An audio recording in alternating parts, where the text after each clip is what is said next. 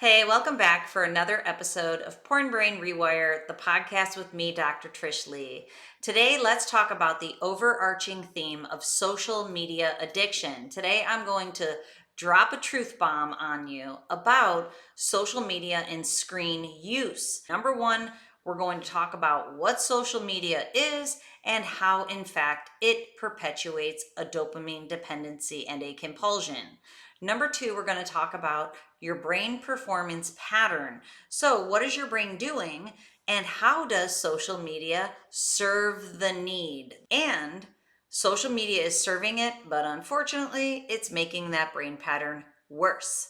Number three is your brain hack strategy for today. So, let's dive in. People ask me all the time, what is considered porn? And in a different video, I have kind of outlaid the continuum of sexual acting out behaviors. Here, I want to talk about screen time and how going into social media in particular can serve your brain in a very similar way as porn, just at a little lower level. So if you're here on a Porn Brain Rewire journey with me, the hijacker might convince you that social media is just fine. I am here to tell you social media is not fine. It is very dangerous, and it is a slippery slope that very likely will lead you back into porn.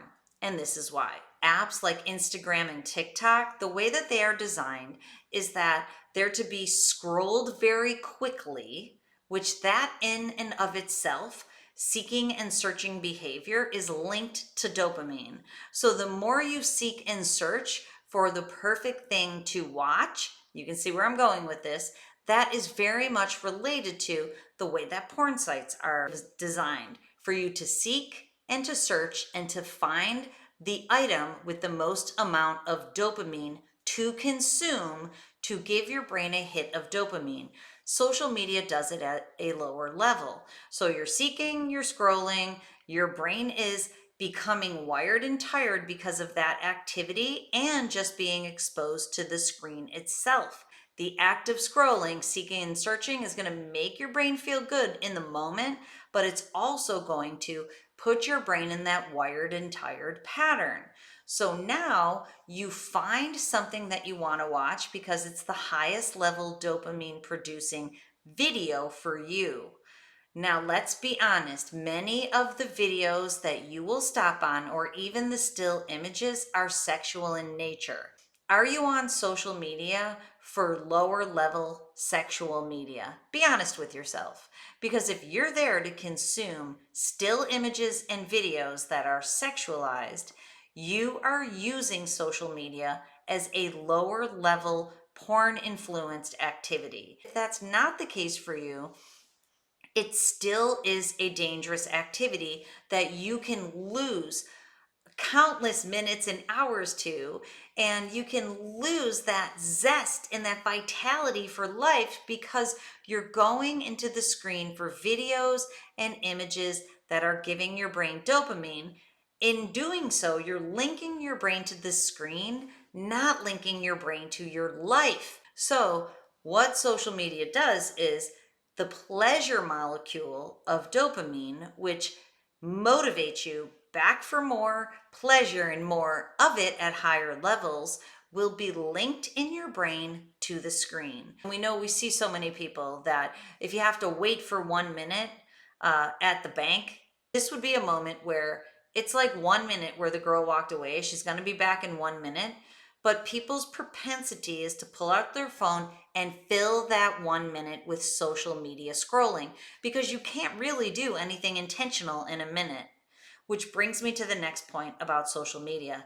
Social media is a passive consumption activity, not an intentional consumption, nor is it an intentional production activity for most people. It's passive.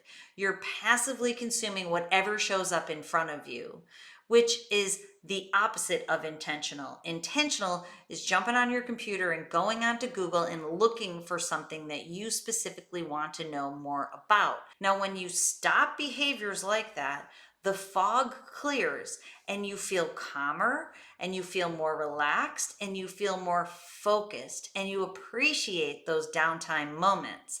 Now, we know when it comes to social media and especially porn that the reason people keep going back is to offset stress.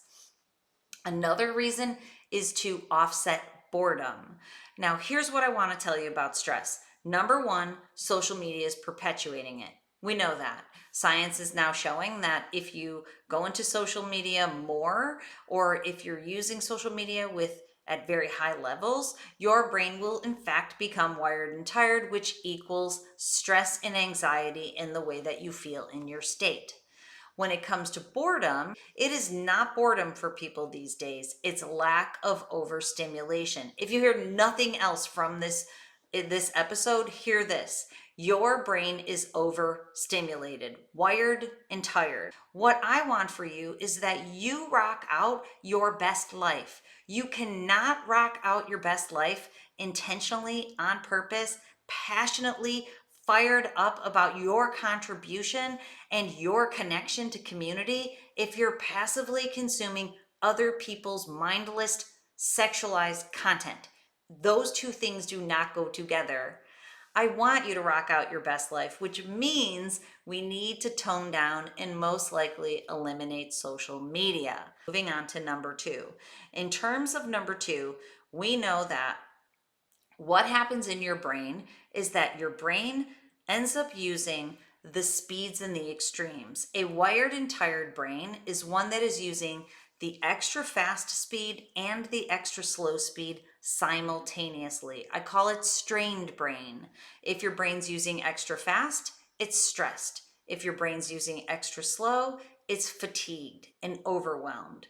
So many people are stressed, anxious, fatigued, and overwhelmed, and social media is contributing to it through this wired and tired brain pattern of going back to consume passive content. If you weren't in the screen consuming that content, your brain would get time for that energy to come down and for you to recover so that when it was time to get back into your life and to perform purposely, you could do so. Your brain needs recovery time. If it's constantly in the screen consuming, it doesn't get the recovery time that it needs.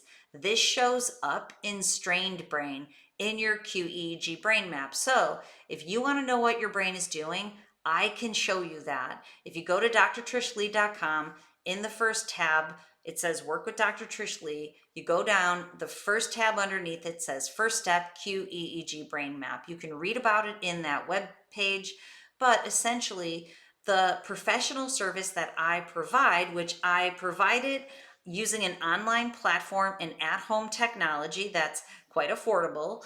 I can scan your brain anywhere in the entire world, and then we get on Zoom and I go through your brain scan with you. It's very powerful because what you can see is your wired and tired brain. And a wired and tired brain is at the root of anxiety, depression, lack of motivation, erectile dysfunction. It's at the core of the issues that you're struggling with. I can show you that in your brain pattern. So just know that this wired and tired brain is shown to be at the core of these mental and physical health issues. You can see it.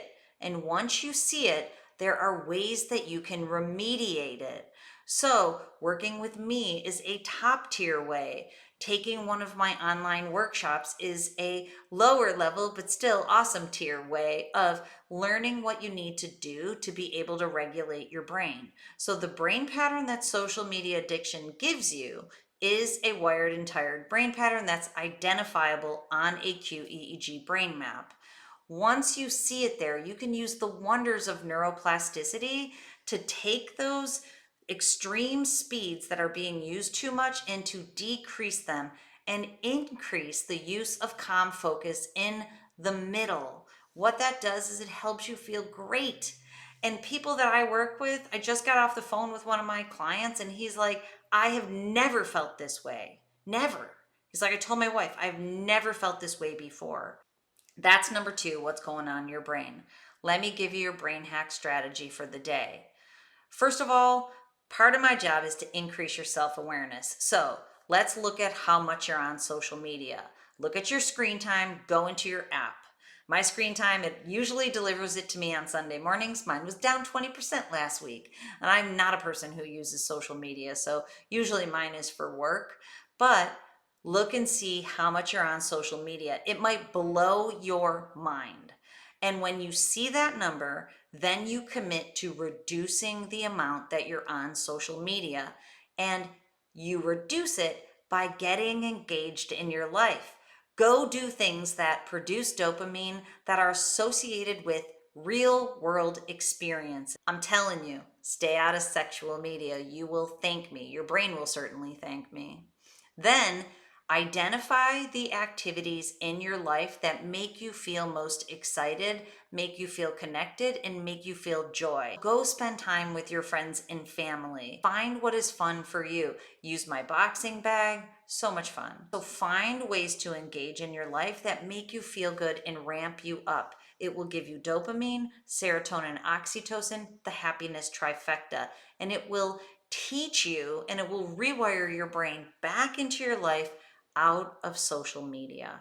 Okay, I hope this helps. And as always, control your brain or it'll control you. I'll see you next time.